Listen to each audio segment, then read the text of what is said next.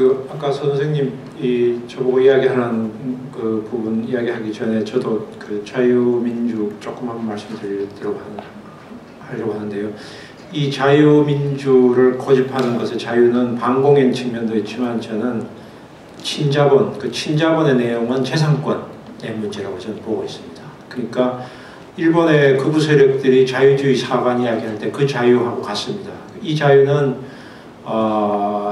그냥 단순한 친자본이 아니라 자본 중에서도 재산권에 대한 어떤 형태의 도전도 용납하지 않는다는 의미의 일종의 좀 뭐라고 할까요? 원시적 자본주의에 대한 옹호가 깔려 있고요. 이 점은 바로 그런 점에서 일본의 자유주의 사관 이야기하는 우익들하고 한국의 우익들은 27년 전 일제시대 치안유지법에서 나오는 그 개념을 그대로 가지고 있습니다. 조선일보의 국채 고쿠따이가 바로 천황제가 했던 바로 그 용어입니다. 치안유지법에서 치안유지법의 대상이 뭐냐 하면 사유재산권을 부정하는 자들하고 천황제를 모독하는 자들입니다. 이게 그대로 지금 27년 체제, 좀 심한 국가보안법 체제가 아니라 치안유지법 체제가 지금 자유주의 사관 혹은 자유민주의 그 속에 그대로 연장되고 있는 것이죠. 틀리지 않습니다. 그대로입니다. 그렇게 볼 수 있다고 생각하고요. 그 다음에 아까 선생님이 말씀하신 왜 그럼 유신체제가 제대로 청산이 안 됐는가에 몇 가지 이유가 있는 것 같습니다. 우선 그 부분은 조금 이따가 선생님 그 담당이니까 좀 이따 말씀해 주시죠. 유신체제에서 경제발전. 그 부분에 대해서 하나만 좀 보태도 되겠습니까? 짧게 보태겠습니다. 예.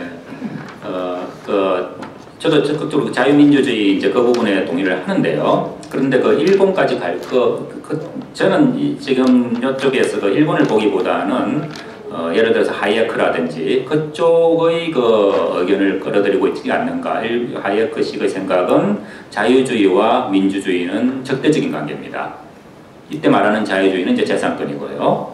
그래서 입헌주의, 헌정주의를 주장하고 있는데 하이에크류의 그런 자유주의자들은 거기 때 말하는 그런 자유민주주의 할 때 그 자유는 바로 저는 뭐 어떤 현대경제학사 그 부류의 인사들의 면면을 보면은 그쪽을 염두에 두고 있다라고 저는 생각을 하고 있습니다. 네, 경제발전 부분은 사실 제가 뭐 이게 전공이 아니라서 자신 없지만 선생님이 이야기하라고 해서 조금만 제 의견 말씀드리면 그 70년대 유신체제가 없었다면 저는 당시에 한국 경제는 기본적으로 박정희의 리더십 측면보다는 미국과의 관계가 더 결정적인 변수였다고 생각하고요.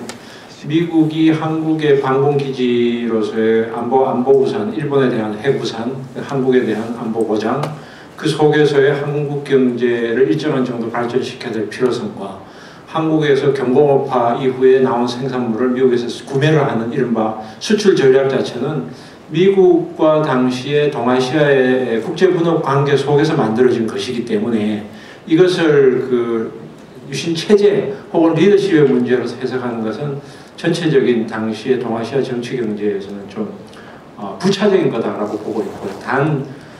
그리고 또 중동붐 같은 경우도 역시 당시에 세계사적인 조건에 부응하는 것이었기 때문에 유신체제가 없었더라도 일정한 정도의 성장은 있었을 거라고 봅니다. 단 중화학공업화의 드라이브를 건 것은 분명히 그 유신 억압과 그 다음에 안보, 군사 예를 들면은 한국의 독자적인 무장화를 하려고 하다 보니까 결국은 무기 그 다음에 중화 문제가 박정희가 그쪽으로 가게 된 측면이 있기 때문에 중화공업화의 드라이브 부분은 유신체제하고 관계가 있는 것 같다는 생각을 가지고 있습니다. 예, 고맙습니다. 형식적으로만 보면은 72년, 76년이 약 9.3% 연평균 성장을 했고 77년이 제 기억에 8% 약간 넘나요. 78년에 8%를 밑돌기 시작하면서 79년부터 급강하를 해서 80년에 52년 전쟁의 폐허 속에서 플러스 성장을 한 이후 최초의 마이너스 성장을 하는 걸 볼 수가 있습니다. 그리고 70년대 내내 1년인가를 빼고는 항상 두 자리 물가수였는데 어떤 때는 20%대, 어떤 때는 30%대, 그리고 전두환이 몇 번이고 되깔았습니다만은 80년에는 43%까지, 제가 그게 소비자 물가인지 잘 모르겠어요. 거기까지 올라간 물가고가 또한 있었다. 이런 점도 이제 집어넣으면서 삼선경과 국가보위법 그리고 1972년에 있었던 8.3 조치 이것까지 집어넣으면서 박정희가 75년까지 하고 그 다음에 뭐 김종필이가 대통령이 당선되든 김대중이나 김영삼이가 당선되든 다른 사람이 당선이 돼서 또 그들을 막고 했을 경우에 과연 우리 경제가 유신체제만 보댔겠느냐 하는 문제가 또 형식적으로만 저는 얘기하는 겁니다.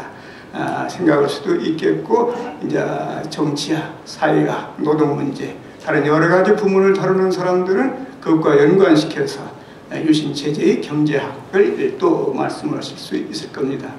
마지막으로 유신체제 청산이 왜 안 됐는가? 어떻게 유신체제 청산이 가능하겠는가?